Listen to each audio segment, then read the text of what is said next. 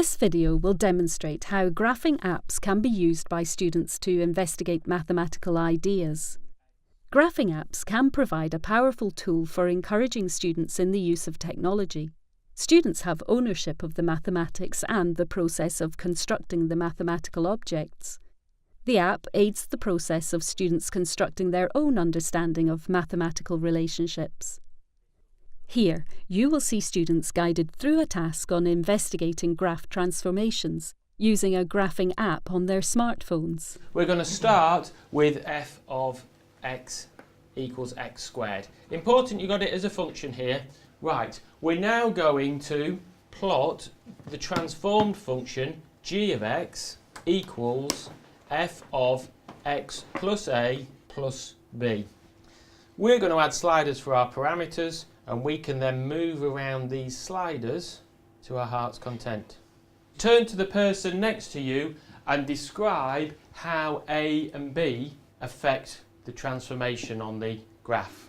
So as A gets more negative, it moves further to the right, and as it gets more positive, it moves further to the left. So it's just horizontal translation. Well, A is horizontal, B is vertical. But then for A, it's translated by minus A, the x value. What's happening as we move A and B? So as you increase B, the whole graph moves up to the translation. Oh, two things there. So as we increase B, it moves up. There was one other word that was really important in that, which was? Translation. Translation, brilliant. So as B goes up, it moves the graph up. Any other suggestions then relating to A? Yeah? A just moves the graph horizontally instead of vertically like B does. Anyone want to say how it moves it? If you increase A, it will move towards the left, but if you decrease A, then it will move towards the right. As I increase A, it moves it to the left. It moves it to a more negative x value. I'd like you now to try putting a couple of different functions in there, and then either using your mini whiteboards or talking to the person next to you, can you explain why changing B moves it positively in the y, but changing A moves it negatively in the x? If you increase A, then it would go to the left because it needs to be more negative to be 0, like the y-intercept. Does that work for all graphs? Only ones that touch the x-axis? We've got this graph here, and we can see the three roots at -2, 0 and 2. If I put 2 into the function, the value is 0. Why then has this moved from 2 to -3 when I've done f of x plus 5, f of x plus a? Because you can put -3 into g of x and it will be 0. Because if we've started with -3, why have we ended up with this point and so a 0? You just add 5. You add 5. So if I add 5 to -3, I get to 2, and then I put that into my function, and when I put 2 into my function, then I know I'll get a 0 out of there.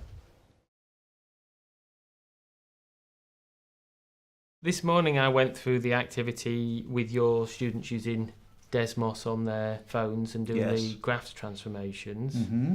What are your reflections on that? Oh, I thought it was wonderful. I really want to get more into that software and learn how to use it. The students adapted to it immensely quickly. They were very confident using it on their phones with minimum of preparation, and it showed exactly what you wanted them to see. What do you think it added that the students had the graph on a device in their hand that they could manipulate? Well, as I think some of them said, it took all the drudgery out of it. Rather than having to plot a graph or even just sketch a graph on a piece of paper and then move it about by plotting new points or whatever, they could actually move the graph just by moving a slider and seeing which way the graph went. They were actually doing it for themselves and coming to their own conclusions and discussing their conclusions with each other before you did it on the board. I think there's an element in terms of they're so familiar with their phones and they take to the software so well that the sort of investigative approach to maths, the asking the what if type questions just comes much more naturally when they can ask and answer the what if questions themselves because they've got a device in front of them. And it doesn't have to be within the classroom. How realistic do you think that is to use phones in the classroom? That'll be up to a school's policy. It's certainly something that should be discussed at senior leadership level, but my eyes have been opened by this activity and I would be very keen for students to use phones responsibly in these situations.